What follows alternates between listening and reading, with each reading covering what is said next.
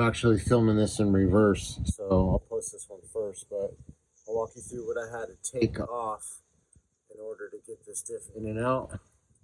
I did not pull the full CV axles out. What I did was just pulled these spindles out enough to pop the axle shafts in and out. I don't want to have to take the whole thing out. So basically, I took this bracket off. There's a clip here, and there's a 10 millimeter, and this thing kind of pops out. There's a little hook right here, and then 8 millimeter here. This bracket, pop the speed sensor off this, and that gave enough play here to just leave it all connected. And then upper sway bar length here, 15, and there's a nut cert on the back side. And I just loosened this one to 18. And then this lower wishbone here, I pulled this one out. That's just an 18 on one side, and it's on this other side. And then I took, let's see, this one up, upper wishbone out, 15 with an 18 there. And this whole thing flopped over enough to just leave there. And I was able to manipulate it. And then let's go on the differential side.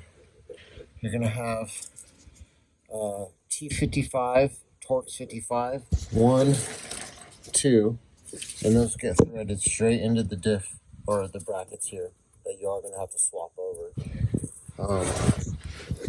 And then another, let's see, T55 with an 18 backing, and another one on here, this side.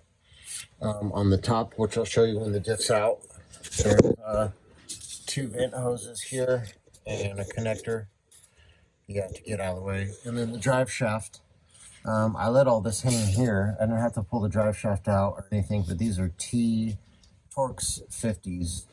There's 6 of them.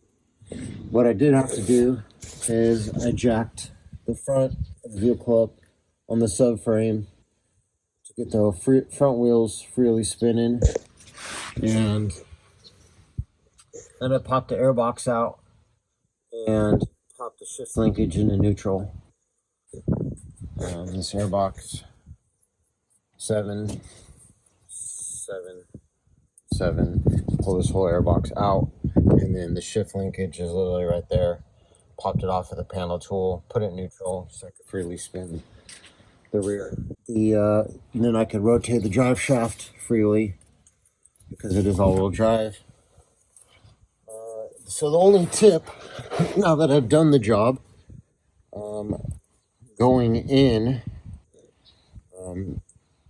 is that I pushed this differential, I fed this CV axle in, and as you'll see as I'm going to take it out, kind of the process a little bit better. Alright guys, look, I'm about to drop this differential. So what I was talking about right here, I literally, once I loosen up these spindles on each side, I literally slid the diff. Once I unbolted it, it's all unbolted, drive shafts just hanging there.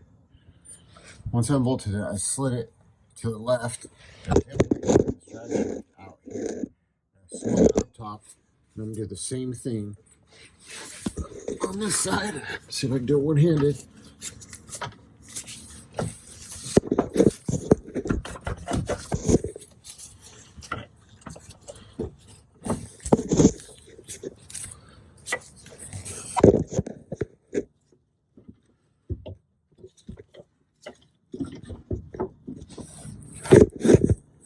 Hard.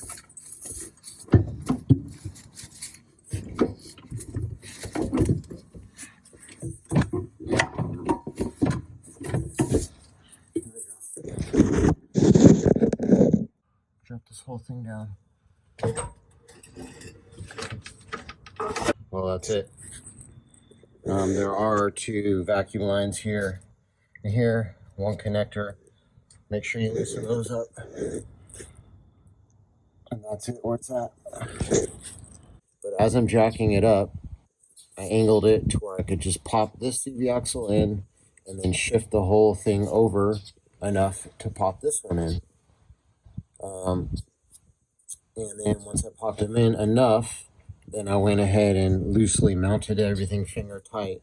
The hardest thing is getting these CV axles in past the snap rings on them in there. So what I did is I took like a big adjustable pipe wrench, clamped it here, and then a big hammer and actually smacked the wrench on each side. This one was harder because of the exhaust. I did pre-fill this before I put it in.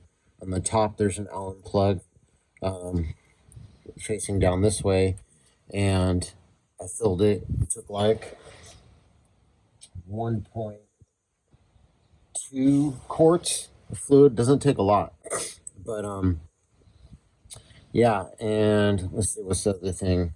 Oh, these are the brackets. There is 3 bolts on this one. You can see on the later videos a little bit better. You have to swap these brackets. These brackets, I don't know if they're T55s. I forgot. They're big. They're bigger. 3, and then let's see, 2, 1, 2, 3. No, that's the mount, and then 2 on the side. Did I have to swap these brackets over?